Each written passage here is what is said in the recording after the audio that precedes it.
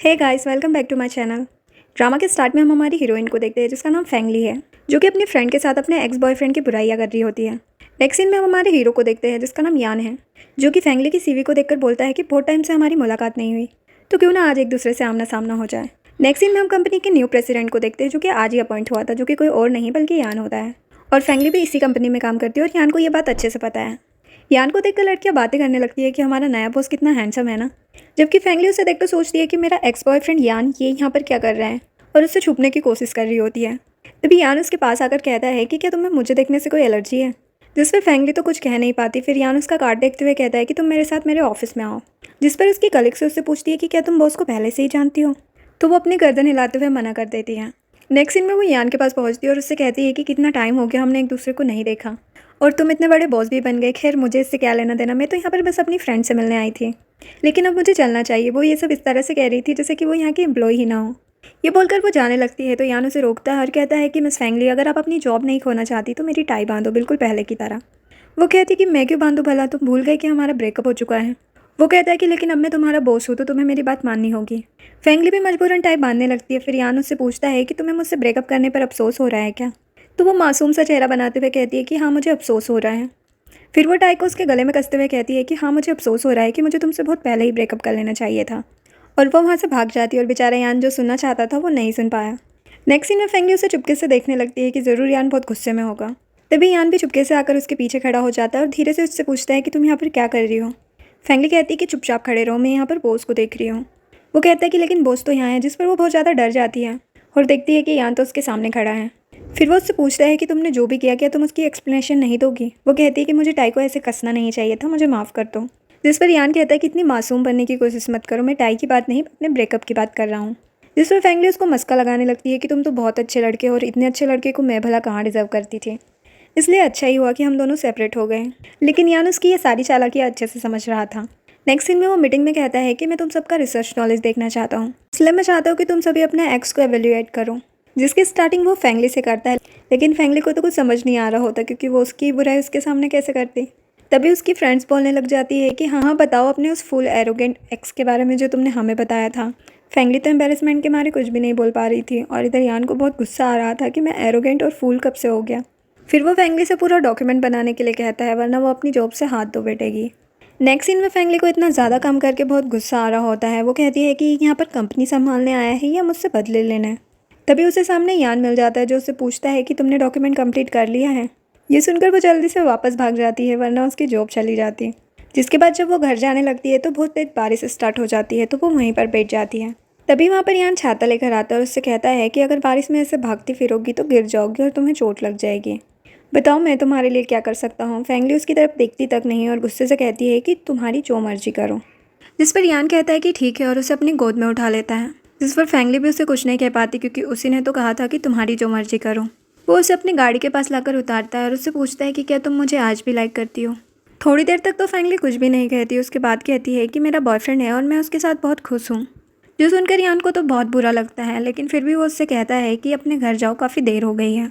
और उसे अपने साथ गाड़ी में भी नहीं बिठाता, बस उसे अम्ब्रेला देकर वहाँ से चले जाता है। लेकिन इन दोनों को साथ में एक जिया नाम की लड़की ने देख लिया था, जो कहती है कि बॉस अभी अभी आया है और इसने उन पर डोरे डालना भी स्टार्ट कर दिया। नेक्स्ट सीन में वही लड़की जिया फैंगली को परेशान करने के लिए कहती है कि बाहर कुछ सैंपल्स आए हुए हैं तो उन्हें लेकर आओ, ये जानते हुए कि वो बॉक्सेस बहुत ज़्यादा और बहुत भारी हैं। जब वो उन हैवी बॉक्सेस को उठाकर ला रही थी तभी यान उसकी हेल्प करता है और उससे पूछता है कि क्या ये वही हैप्पी लाइफ है जिसकी बात तुम कल रात को कर रही थी। जिस पर वो कहती है कि इससे तुम्हें क्या लेना देना। तो वो कहता है कि तुम्हारा बॉस हूँ, कुछ तो रिस्पेक्ट दिखाओ, जैसे तुम्हें मेरी हेल्प चाहिए हो तो बोल सकती हो। तो वो कहती है कि हाँ मेरी हेल्प कर दो, कि मुझसे दूर रहो। लेकिन मुझे नहीं लगता कि यान इतनी आसानी से हार मानने वाला है। इधर फैंगली बॉक्सेस लेकर आती है कि जिया उसे एक और काम दे देती है। वो कहती है कि मिस्टर जेंग से कॉन्ट्रैक्ट साइन करवा के लाओ। फैंगली बिना कुछ कहे निकल जाती है और जिया सोचने लगती है कि तुम्हें बहुत शौक है ना मर्दों को सेड्यूस करने का, मैं भी देखती हूँ कि तुम मिस्टर सैंग से कैसे बचती हो। इधर फैंगली जब मिस्टर सैंग के पास पहुँचती है तो वो कहता है कि कॉन्ट्रैक्ट तो साइन होता रहेगा, क्यों ना पहले हम दोनों एक दूसरे के साथ ड्रिंक कर लें। और वो उसे टच करना स्टार्ट कर देता है, जिससे फैंगली अच्छे से समझ जाती है कि मिस्टर सैंग अच्छा आदमी नहीं है। फैंगली उसके साथ ड्रिंक करने के लिए मना कर देती है, तो वो कहता है कि अगर तुम मेरे साथ ड्रिंक नहीं करोगी तो मैं भी इस कॉन्ट्रैक्ट पेपर पर साइन नहीं करूँगा। तो फैंगली कहती है कि मैं आपके साथ ड्रिंक तो नहीं कर सकती, लेकिन हाँ मैं आपको सर्व जरूर कर देती हूँ। फैंगली गुस्से से वाइन उसके हाथ पर गिरा देती है और वहाँ से जाने लगती है। लेकिन मिस्टर सेंग और उसका असिस्टेंट उसे घेर लेते हैं। तभी यहाँ पर यान पहुँच जाता है और मिस्टर सेंग को जोरों का थप्पड़ लगाता है, जिस पर मिस्टर सेंग कहते हैं कि मैं इस कॉन्ट्रैक्ट पर बिल्कुल साइन नहीं करने वाला और इसका नुकसान तुम्हें भुगतना होगा। जिस पर यान गुस्से से कहता है कि ये कॉन्ट्रैक्ट वही कॉन्ट्रैक्ट है जिसके लिए तुम्हारे बॉस ने मुझसे मिन्नतें की थी, और अब तो मैं भी इस कॉन्ट्रैक्ट को तब तक साइन नहीं करूँगा जब तक वो तुम्हें फायर ना कर दे। और वो फेंगली का हाथ पकड़कर उसे अपने साथ ले जाता है। दिन में वो फेंगली को आराम करने के लिए कहता है और कहता है कि कल तुम ऑफिस से छुट्टी कर लेना। जिस पर फेंगली उसे थैंक यू कहती है और साथ ही ये भी कहती है कि तुम्हें याद होना चाहिए कि हमारा पास्ट अब ओवर हो चुका, इसलिए अब हमें एक दूसरे से दूर रहना चाहिए। तुम अपनी कंपनी संभालो और मैं अपनी लाइफ। जिस पर यान कहता है कि जैसा तुम सोच रही हो ऐसा बिल्कुल भी नहीं है, मैं अपने सभी स्टाफ मेंबर की केयर करता हूँ। वो कहती है कि बहुत अच्छी बात है कि अब तुम मुझ में इंटरेस्टेड नहीं, और वैसे भी मैं अपने बॉयफ्रेंड के साथ बहुत खुश हूँ। ये देखो कितना सुंदर डायमंड नेकलेस उसने मुझे गिफ्ट किया। वो अभी अपनी बॉयफ्रेंड की तारीफ़ें कर ही रही होती है, तभी उसे उसका बॉयफ्रेंड सामने किसी और लड़की के साथ नज़र आ जाता है, जो कि उस लड़की से कह रहा होता है कि ऑफकोर्स मैं तुम्हें ही ज़्यादा प्यार करता हूँ, इसीलिए मैंने तुम्हें रियल नेकलेस दिया और फेंगली को फेक वाला। जो सुनकर फेंगली को बहुत गुस्सा आता है और वो उसके पास जाकर उसका नेकलेस उसके मुंह पर मार देती है। और यान को ये सब दूर से देखकर बड़ा मज़ा आ रहा था, जिस पर उसका बॉयफ्रेंड बहुत माफ़ी मांगने लगता है, लेकिन फेंगली उससे ब्रेकअप कर लेती है। फिर वो यान को इशारा करके अपने पास बुलाती है, जिस पर वो शॉक्ड होता है कि इस सब में मेरा क्या काम। लेकिन फिर भी वो उसके पास चले जाता है। उसके आते ही फेंगली उसे अचानक किस कर लेती है और फिर उस लड़के से कहती है कि ये मेरा एक्स बॉयफ्रेंड है, तुमसे ज़्यादा हैंडसम और तुमसे ज़्यादा रिच, और हम दोनों ने दोबारा से पैचअप कर लिया है, तो अब खबरदार जो तुम मेरे पीछे आए। जिस पर वो लड़का फेंगली पर गुस्सा करने लगता है, लेकिन यान उसे रोक लेता है। नेक्स्ट सीन में यान फेंगली को छोड़ने के लिए उसके घर तक आता है, जहाँ पर फेंगली उससे सॉरी कहती है कि मैंने तुम्हें बिना बताए किस कर दी, वो भी किसी और की वजह से। उसको सैड देखकर यान कहता है कि अगर तुम रोना चाहती हो तो रो सकती हो। जिस पर फेंगली कहती है कि तुम क्या पागल हो गए हो, मैं भला उस चीटर इंसान के लिए क्यों रोने लगी, इतने भी कोई फिजूल के आंसू नहीं है मेरे। जिस पर यान को लगता है कि ये सिर्फ मेरे सामने ब्रेव बनने की कोशिश कर रही है। नेक्स्ट डे जब फेंगली ऑफिस नहीं आती तो यान को लगता है कि ज़रूर वो बहुत सैड होगी। तभी फेंगली उसके पास डॉक्यूमेंट साइन करवाने पहुंच जाती है और कहती है कि मैं थोड़ी लेट हो गई, इसलिए मुझे माफ़ कर देना। एक्चुअली कल रात को मैं मूवी देखने के लिए चली गई थी, इसलिए सुबह उठने में थोड़ी लेट हो गई। ये सब सुनकर यान बहुत हैरान होता है और उससे पूछता है कि क्या सच में तुम सैड नहीं हो, और क्या हमारा ब्रेकअप हुआ था तब भी तुम्हारा रिएक्शन यही था। जिस पर फेंगली बड़े एटीट्यूड के साथ कहती है कि हाँ, लड़के तो आते जाते रहेंगे, अब क्या मैं हर एक के लिए रोती रहूँ। ये सुनकर यान को तो बहुत बुरा लगता है कि मैं तो इसे अभी तक भुला नहीं पाया, और इसे बिल्कुल भी बुरा नहीं लगा था। नेक्स्ट सीन में जब फेंगली जा रही होती है तो उसे फील होता है कि उसका कोई पीछा कर रहा है, जो कि कोई और नहीं बल्कि उसका एक्स बॉयफ्रेंड होता है। भागते भागते वो गिर जाती है और यान को आवाज़ लगाने लगती है, जिस पर वो लड़का कहता है कि आज तो वो भी तुम्हें बचाने आने वाला नहीं। लेकिन तभी वहाँ पर यान आ जाता है, वो भी अपने गार्ड्स के साथ। वो फेंगली के पास आकर उसे उठाता है और स्टाफ मेंबर को उसे ले जाने के लिए कहता है, जिसके बाद वो उस लड़के से कहता है कि कल मदर्स डे है, इसलिए तुम्हारी मदर के लिए मैं तुम्हें छोड़ रहा हूँ और इसे तुम अपना आखिरी चांस समझना। नेक्स्ट सीन में यान फेंगली को अपने साथ अपने घर पर ले आता है और उसे कहता है कि वो लड़का तुम्हें अभी भी नुकसान पहुंचा सकता है, इसलिए मेरे घर रहना तुम्हारे लिए ज़्यादा सेफ रहेगा। इधर फेंगली तो जोर जोर से रोने लगती है और कहती है कि हम लोग इतने टाइम से साथ में हैं, वो मेरे साथ ऐसे कैसे कर सकता है, जो कि यान को तो मजाक ही लग रहा था। वो कहता है कि तुम रो क्यों रही हो, तुमने ही तो कहा था कि लड़के तो आते जाते रहेंगे और तुम्हारे आंसू फिजूल के नहीं है। जिस पर फेंगली को तो गुस्सा आ जाता है और वो कहती है कि तुम्हारी प्रॉब्लम क्या है, जब मैं नहीं रोई तब भी तुम्हें प्रॉब्लम थी, और अब जब मैं रो रही हूँ तब भी तुम्हें प्रॉब्लम है। तभी यान उसे अपनी ओर खींच के उसे हक कर लेता है, क्योंकि वो बिल्कुल नहीं चाहता कि फेंगली रोए। नेक्स्ट सीन में फेंगली अपने सामान में अपना एक ब्रांडेड बैग ढूंढ रही होती है, जिस पर यान कहता है कि वो भी मैंने फेंक दिया है क्योंकि वो तुम्हें तुम्हारे एक्स बॉयफ्रेंड ने गिफ्ट किया था। जिस पर फेंगली को तो बहुत गुस्सा आता है। वो उससे कहती है कि तुमने मेरी हज़ारों चीज़ों को बाहर फेंक दिया है, और बैग तो बैग होता है, उससे मेरे एक्स का क्या लेना देना, और अगर तुम्हें उस पर इतना ज़्यादा ही गुस्सा था तो तुमने उसे वहीं पर क्यों नहीं मार डाला। यान कहता है कि अगर ऐसी बात है तो चलो मेरे साथ, मैं उसे आज ही मार देता हूँ। वो कहती है कि मैं तुम्हारे साथ कहीं नहीं जाने वाली, और वो गुस्से से वहाँ से निकल जाती है। तभी उसे उसकी कज़न सू मिल जाती है, जो फेंगली से कहती है कि तुम इतने सालों से काम कर रही हो और आज भी इतना चीप बैग लेकर घूमती हो। देखो मेरा ब्रांडेड बैग, तुम तो ऐसा बैग लेने का कभी सोच भी नहीं सकती हो। फेंगली उसकी बातें चुपचाप सुन रही होती है। फिर वो कहती है कि खैर मैं यहाँ पर अपने हस्बैंड से मिलने के लिए आई थी, जिसने अभी अभी तुम्हारी कंपनी को एज अ मैनेजर ज्वाइन किया है। फेंगली कहती है कि ओ मिसेस मैनेजर, आपको यहाँ देखकर खुशी हुई, लेकिन अफसोस कि तुम इतने सालों में बिल्कुल भी नहीं बदली। फिर सो उसे टॉन्ट मारते हुए कहती है कि मैंने सुना है कि तुम्हारे बॉयफ्रेंड ने तुम्हें फिर से छोड़ दिया। लेकिन फेंगली उससे ये बात छुपाती है और उससे कहती है कि ज़रूर तुम्हें किसी ने झूठ बोला होगा। तो सू कहती है कि ठीक है, अगर ऐसी बात है तो तुम अपने बॉयफ्रेंड को फैमिली यूनियन में लेकर आना। जिस पर फेंगली को तो कुछ समझ नहीं आ रहा होता कि अब वो क्या करे। फिर वो गुस्से से फेंग के पास पहुंचती है। उसे इतना गुस्से में देखकर यान कहता है कि प्लीज़ शांत हो जाओ, मैं तुम्हें नया बैग दिला दूंगा। जिस पर फैंगली कहती है कि मुझे बैग नहीं चाहिए, बस तुम्हें कुछ टाइम के लिए मेरा बॉयफ्रेंड बनना होगा। जो सुनकर यान तो बहुत शॉक्ड होता है। नेक्स्ट सीन में वो यान को अपना बॉयफ्रेंड बनाकर फैमिली यूनियन में पहुंच जाती है और अपनी आंटियों से उसे इंट्रोड्यूस करवाती है। सू कहने लगती है कि इतना हैंडसम होने का क्या फ़ायदा जब ये तुम्हारे खर्चे ही नहीं उठा सकता। मेरा हस्बैंड तो इतनी बड़ी कंपनी का मैनेजर है और वो गिफ्ट के तौर पर आंटीज़ के लिए गोल्डन रिंग भी लेकर आया है। और वो यान से कहती है कि तुम कुछ लेकर नहीं आए, चाहे कुछ सस्ता ही ले आते हैं, लेकिन खाली हाथ नहीं आना चाहिए था। यान कहता है कि खाली हाथ आने के लिए सॉरी, मैं अभी ही कुछ ऑर्डर कर देता हूँ। सू उसका मजाक उड़ाते हुए कहती है कि इस तरह की रिंग्स को अफोर्ड करना तुम्हारे बस की बात नहीं है। जिस पर आंटिया भी फैंगली से पूछने लगती है कि वैसे तुम्हारा बॉयफ्रेंड करता क्या है। यहाँ तक कि सू का हस्बैंड भी फैंगली से कहने लगता है कि जाओ मेरे लिए वाइन लेकर आओ, इसके बदले में कंपनी में तुम्हारा ख्याल रखूंगा। जिस पर यान को गुस्सा आता है और वो खड़े होकर कहता है कि तुम होते कौन हो फैंगली का ख्याल रखने वाले। सू कहती है कि मैंने अभी तो बताया था कि मेरा हस्बैंड वाइस ग्रुप का मैनेजर है, भूल गए क्या। तभी वहाँ पर यान का असिस्टेंट आ जाता है और कहता है कि बॉस यान, मैं आपका ऑर्डर किया हुआ सामान ले आया हूँ। जो सुनकर सू का हस्बैंड तो बहुत शॉक्ड होता है कि हमारा बॉस यहाँ पर। असिस्टेंट उसे कहने लगता है कि बॉस हमारी कंपनी में नए ज़रूर है, लेकिन तुमने उन्हें पहचाना नहीं, बहुत अफसोस की बात है। यान भी उसे अपनी गर्लफ्रेंड की इंसल्ट करने के बदले सबके सामने फायर कर देता है, जिसके बाद वो दोनों आंटियों को गोल्ड का ब्रेसलेट गिफ्ट करता है, जिसे लेकर दोनों बहुत खुश हो जाती हैं। तभी सू यान से कहने लगती है कि मिस्टर यान, फैंगली सिर्फ आपके साथ आपके पैसों के लिए है, क्योंकि आपसे ज़्यादा तो ये अपने पहले बॉयफ्रेंड से प्यार करती है। जब इसका ब्रेकअप हुआ था तो ये खुद को रूम में लॉक करके बहुत ज़्यादा रोई थी। फैंगली उसे अपना मुंह बंद रखने के लिए कहती है, लेकिन यान को तो सुनने में मज़ा आ रहा था। वो उससे पूछता है कि हाँ आगे बताओ। सू कहती है कि 3 साल पहले ये जिसके साथ रिलेशनशिप में थी उससे सच्चा प्यार करती थी, उसे अभी तक भुला नहीं सकी। जो सुनकर यान को तो बहुत खुशी होती है, वो स्माइल करते हुए फैंगली को देखने लगता है।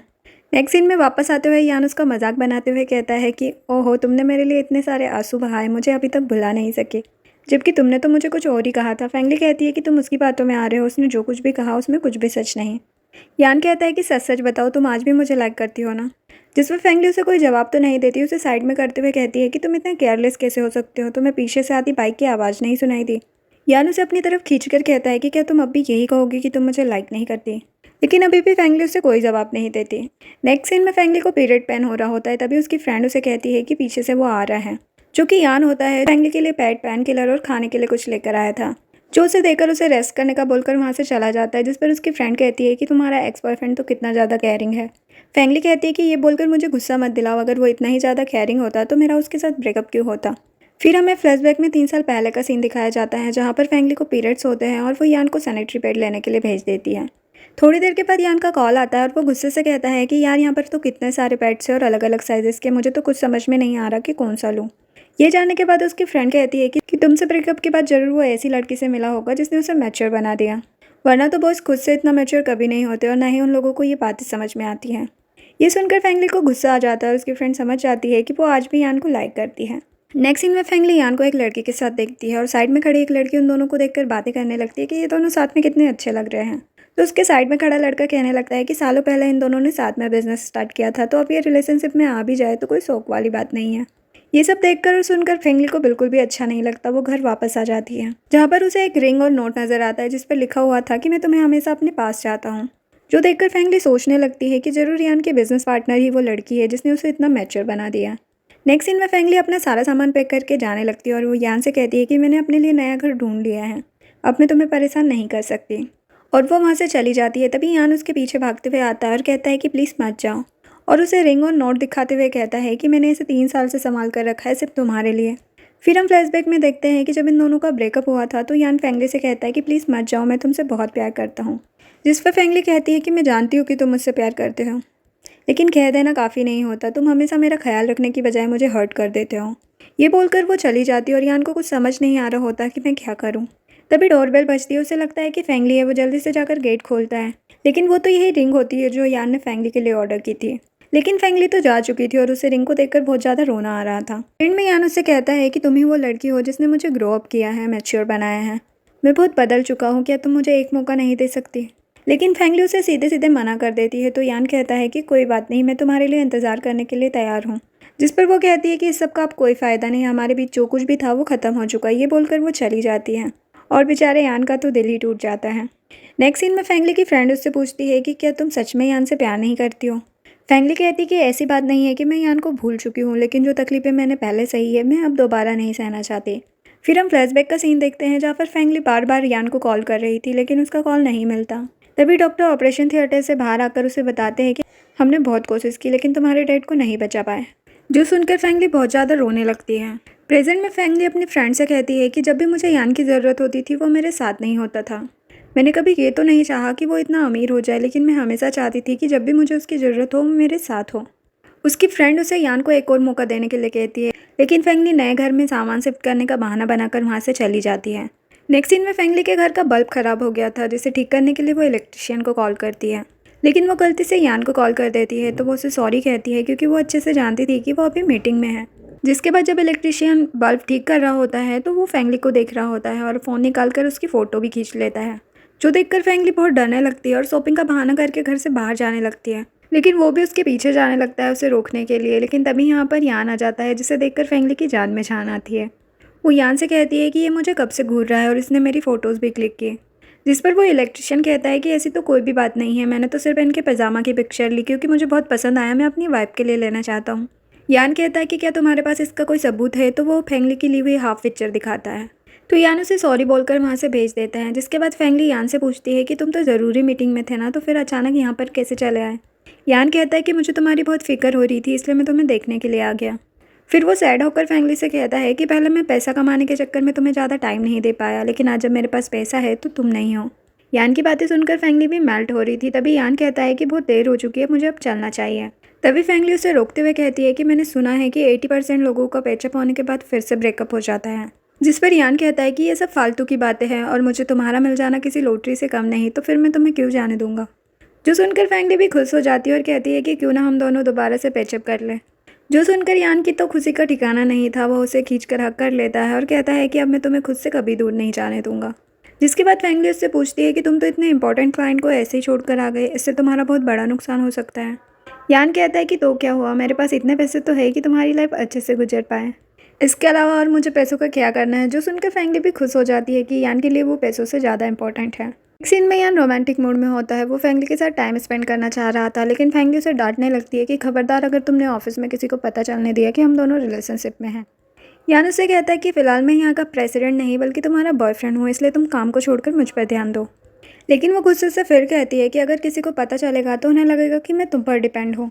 जिस पर यान भी उससे प्रॉमिस कर देता है कि ठीक है, जब तक तुम नहीं चाहोगी तब तक हम किसी को भी नहीं बताएंगे।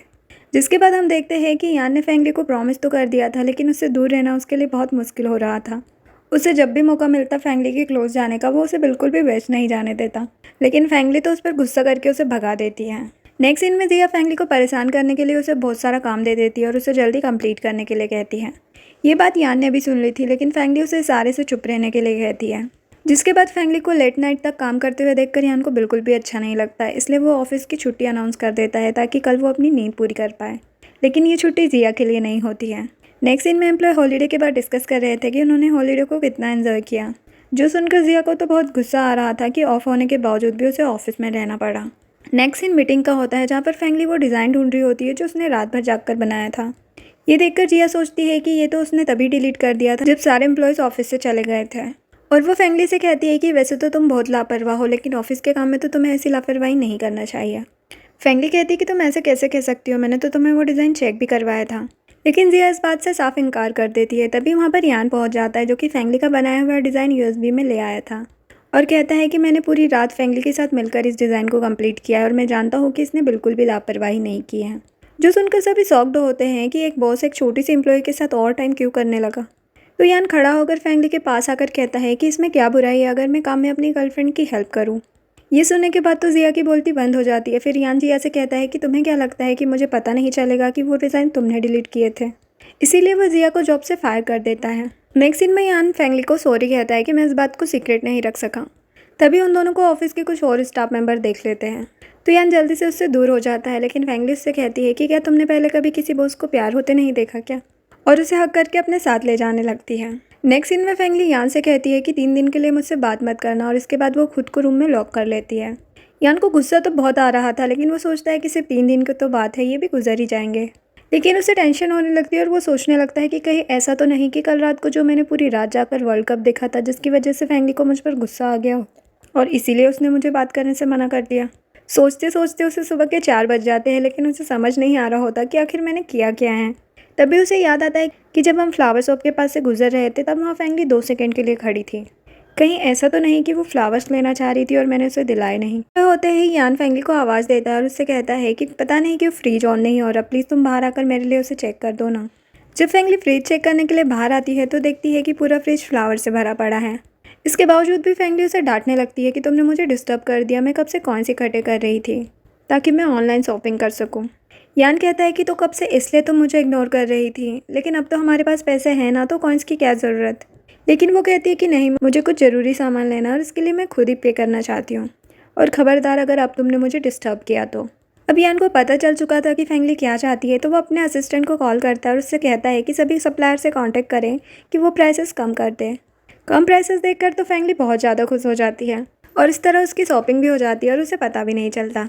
नेक्स्ट सीन में जब फैंगली का पार्सल आता है तो यान देखता है कि उसमें ऐसी कोई भी चीज़ नहीं है जो फैंगली के लिए हो, बल्कि सारा का सारा सामान यान के लिए था, जो देखकर वो बहुत खुश होता है और फैंगली को किस कर लेता है। नेक्स्ट सीन में यान और फैंगली एक दूसरे के साथ टाइम स्पेंड कर रहे होते हैं। तभी यान को उसकी पार्टनर ट्रेसी की कॉल आती है, जो उससे कहती है कि मैंने बहुत ज़्यादा ड्रिंक कर ली है, तो क्या प्लीज़ तुम मुझे घर छोड़ने के लिए आ सकते हो। जिस पर यान उसे मना कर देता है और कहता है कि अभी मैं अपनी जीएफ के साथ हूँ और वैसे भी तुम्हें इस बात का खुद ही ख्याल रखना चाहिए। जिसके बाद फैंगली यान से कहती है कि कल की मीटिंग के लिए मैं भी तुम्हारे साथ चलूँगी। नेक्स्ट सीन में दोनों मीटिंग में पहुंचते हैं, जहां पर ट्रेसी भी होती है, जहां पर यान उन दोनों को बातें करने के लिए छोड़ देता है, जहां पर ट्रेसी उससे पूछती है कि तुम तो यान की एक्स गर्लफ्रेंड हो ना। जिस पर फैंगली उसे कहती है कि नहीं, उसकी होने वाली वाइफ। फिर ट्रेसी उसे जेलस करने के लिए कहती है कि जब भी मैं ड्रंक हो जाती थी तो यान मुझे घर छोड़ने के लिए आता था। जिस पर फैंगली कहती है कि वो पुरानी बात है और तुम भी अब अपनी ये आदत बदल लो। ट्रेसी कहती है कि तुम्हें नहीं लगता कि यान अब अमीर हो चुका है और अब तुम्हारा और यान का कोई कंपैरिजन नहीं। तभी यान पूछने लगता है कि तुम दोनों की क्या बातें चल रही हैं। तो ट्रेसी कहती है कि मुझे तुम्हारी होने वाली वाइफ बहुत पसंद आई, तुम इसे एंडियर बंकेट पर जरूर लेकर आना।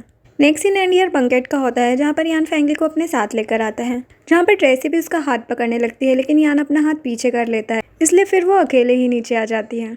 नेक्स्ट सीन में एक वेटर फैंगली को साइड होने के लिए कहता है कि हम मिस्टर और मिसेस यान की फ़ोटो लेना चाहते हैं। जिस पर यान उसे कहता है कि फैंगली ही मेरी होने वाली वाइफ है और उसे जॉब से भी फायर कर देता है। वो वेटर माफ़ी मांगने लगता है और कहता है कि इन्होंने मिस ली की तरह ड्रेस पहन रखी है, इसलिए मुझे ये कोई ऑर्डिनरी लड़की लगी। जो सुनकर फैंगली को बहुत बुरा लगता है, लेकिन ट्रेसी इस मौके का फ़ायदा उठाते हुए से कहती है कि प्रेसिडेंट की होने वाली वाइफ को ये भी नहीं पता कि उसे बंकेट पर क्या पहनना चाहिए।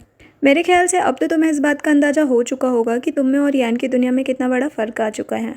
जिसके बाद ट्रेसी यान के साथ स्पीच देने के लिए जाती है, जो देखकर फैंगली को और भी ज़्यादा बुरा लगता है। लेकिन इधर यान कहता है कि मैं स्पीच देने से पहले कुछ अनाउंस करना चाहूँगा, और वो स्टेज से उतरकर फैंगली के पास आ जाता है। वो फैंगली को स्टेज पर लेकर जाता है और सभी से इंट्रोड्यूस करवाता है और सभी के सामने रिंग देकर उसे शादी के लिए प्रपोज करता है, जो देखकर फैंगली बहुत खुश होती है और उसे हाँ कह देती है। और इधर ट्रेसी को तो बहुत गुस्सा आ रहा होता है। नेक्स्ट सीन इन दोनों की वेडिंग का होता है, जहाँ पर यान फैंगली से कहता है कि तुम बहुत ही ज़्यादा खूबसूरत लग रही हो। तभी उसे एक कॉल आती है और वो फैंगली को 10 मिनट का बोलकर वहाँ से चला जाता है। इधर जब यान ऑफिस आता है तो पता चलता है कि उसे बिजनेस में बहुत बड़ा लॉस हो गया है, जिसकी वजह से उसकी कंपनी भी बैंकरप्ट होने वाली है। जहाँ पर ट्रेसी उससे कहती है कि तुम टेंशन मत लो, मैं तुम्हारा साथ दूंगी। तभी यहाँ पर फैंगली भी पहुँच जाती है और उससे पूछती है कि हुआ क्या है, लेकिन यान उसे पूरी सच्चाई नहीं बताता। लेकिन फैंगली उससे कहती है कि चाहे जो मर्जी हो जाए, लेकिन मैं हमेशा तुम्हारे साथ रहूँगी। नेक्स्ट सीन में बिजनेस की वजह से यान का घर भी चले जाता है, तो वो फैंगली से कहता है कि मुझे माफ़ कर दो, मैं पहले तुम्हें पूरी सच्चाई नहीं बता पाया। जिस पर फैंगली उसे कहती है कि अब जब तुम अमीर ही नहीं रहे तो मेरा तुम्हारे साथ होने का क्या फ़ायदा, चलो ब्रेकअप करते हैं। तो वो कहता है लेकिन तुमने तो कहा था कि तुम हर हाल में मेरे साथ रहोगी। जिस पर फैंगली कहती है कि तुमने ये तो नहीं कहा था ना कि तुम्हारे पास तुम्हारा घर भी नहीं रहा। ये बोलकर वो वहाँ से चली जाती है। यान उसके पीछे पीछे बुके लेकर आता है और उसे कहता है कि क्या हुआ, अगर पैसे चले गए, पैसे ही तो थे ना, वापस आ जाएंगे, लेकिन प्लीज़ मुझे छोड़कर मत जाओ। लेकिन फैंगली उसकी एक भी बात नहीं सुनती और उसे कहती है कि तुम्हें कितनी बार कहूँ कि मेरा पीछा करना छोड़ दो। ये सब सुनकर बेचारे यान को तो बहुत बुरा लग रहा होता है, लेकिन हम इधर देखते हैं कि फैंगली को भी ये सब करने में कोई खुशी नहीं मिली है, बल्कि उसे ये सब करने के लिए ट्रेसी ने मजबूर किया था। ट्रेसी ने फैंगली से डील की थी कि अगर तुम यान से ब्रेकअप करके उसे छोड़कर दूर चली जाओगी तो उसका जितना भी नुकसान हुआ है उसे मैं भरने के लिए तैयार हूँ। और फैंगली यान की इतने सालों की मेहनत को ख़राब नहीं होने देना चाहती थी, इसलिए वो ट्रेसी की बात मान लेती है। नेक्स्ट सीन में फैंगली एक कंपनी में अपना रिज्यूम देने के लिए जाती है, जहाँ पर वो देखती है कि उसकी कज़न सू बैठी हुई है, जो देखकर फैंगली तो वहाँ से जाने लगती है। लेकिन सू उसे रोककर टॉन्ट मारने लगती है कि अब मैं इतनी भी बुरी नहीं कि तुम्हें जॉब पर भी ना रख सकूँ। वैसे भी अगर तुम्हारे बॉयफ्रेंड ने मेरे हस्बैंड को काम से ना निकाला होता तो हम कभी भी अपना बिजनेस स्टार्ट करने के बारे में नहीं सोच पाते। सू फैंगली को बातें सुना ही रही होती है, तभी वहाँ पर यान आ जाता है और कहता है कि लगता है कि तुमने अभी तक अच्छे से सबक नहीं सीखा। लेकिन सू तो उसे भी बातें सुनाने लगती है कि तुम तो बैंकरप्ट हो गए थे, कहीं तुम भी यहाँ पर जॉब के लिए तो नहीं आए हो। तभी उसका हस्बैंड आकर उसे चुप कराता है और कहता है कि क्या तुम पागल हो गई हो, मिस्टर यान ही मेरे सबसे बड़े इन्वेस्टर हैं। मतलब कि यान ने अपनी पोजीशन वापस हासिल कर ली थी। नेक्स्ट सीन में यान फैंगली से कहता है कि अब मैं दोबारा से अमीर हो गया हूँ, जिस पर फैंगली उसे कॉन्ग्रेचुलेशन बोलकर वहाँ से जाने लगती है। तो यान उसे रोकता है और कहता है कि अब तो पैसे भी वापस आ गए हैं, प्लीज़ मुझे छोड़कर मत जाओ। तो फैंगली उसे अपना हाथ दिखाते हुए कहती है कि तुम्हारी दी हुई रिंग मैंने किसी और को बेच दी, इसका मतलब तो यही है ना कि मैं तुम्हें पसंद नहीं करती। जिस पर यान उसे कहता है कि अच्छा तो फिर ट्रेसी से किसने डील की थी।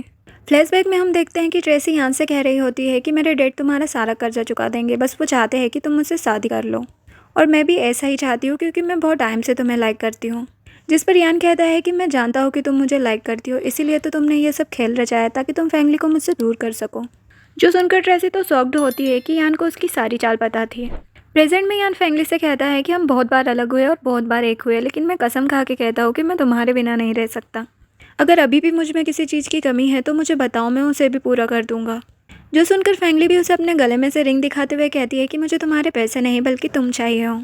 फिर दोनों ही एक दूसरे की तरफ भागकर एक दूसरे को हग करते हैं और किस करते हैं, और इसी के साथ इस ड्रामा की हैप्पी एंडिंग हो जाती है। अगर आपको मेरी वीडियोस पसंद आती है तो चैनल को सब्सक्राइब कर दे और वीडियो को लाइक और शेयर करना ना भूले। Thanks for watching.